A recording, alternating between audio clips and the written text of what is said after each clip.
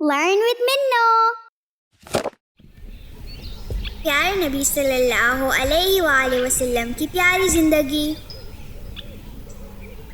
السلام علیکم دوستو، میں ہوں منو اور ہم جان رہے ہیں پیارے نبی کریم صلی اللہ علیہ وآلہ وسلم کی زندگی کے بارے میں۔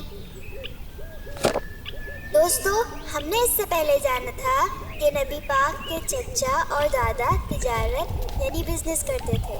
اس لیے دوستو، ہمارے نبی پاک جب 20 سال کے ہوئے تو انہوں نے بھی تجارت شروع کری۔ نبی پاک صلی اللہ علیہ وآلہ وسلم آہستہ آہستہ مکہ کے بہت اچھے اور مشہور تاجر بن گئے۔ دوستو، مکہ اور آس پاس کے لوگ ہمارے نبی پاک صلی اللہ علیہ وآلہ وسلم کو ایک سچے اور ایماندار تاجر کے نام سے جانتے تھے۔ مکہ میں ایک بہت امیر خاتون رہتی تھی جن کا نام تھا خدیجہ رضی اللہ تعالیٰ عنہ ایک بہت ہی امیر اور شریف خاتون تھی۔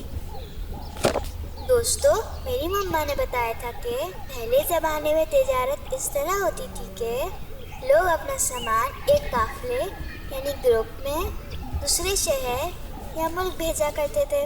بالکل اسی طرح خدیجہ رضی اللہ تعالیٰ عنہ جب بھی اپنا سامان اپنے ایک غلام یعنی ملازم کے ساتھ دوسری جگہوں پہ بھیجا کرتی تھی۔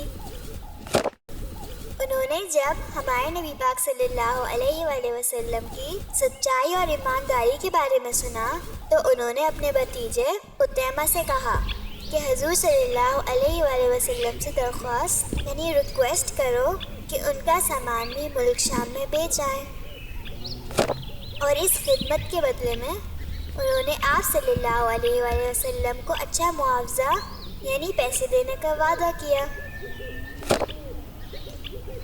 حضور صلی اللہ علیہ وآلہ وسلم ہر کام اپنے چچا ابو طالب سے مشورہ لے کر کرتے تھے۔ ابو طالب نے اجازت دے دی اور حضور صلی اللہ علیہ وآلہ وسلم اس تجارت پر جانے کے لیے راضی ہو گئے۔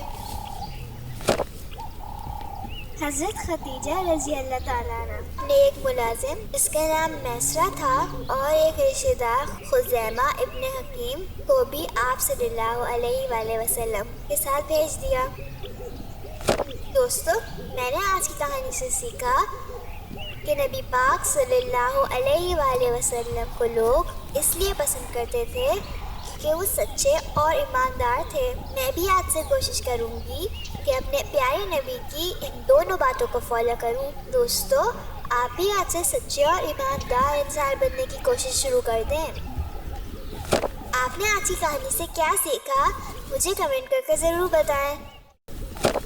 اگر آپ جاننا چاہتے ہیں آگے کیا ہوا تو انتظار کریں ہماری اگلی ویڈیو کا۔ Please subscribe. السلام علیکم۔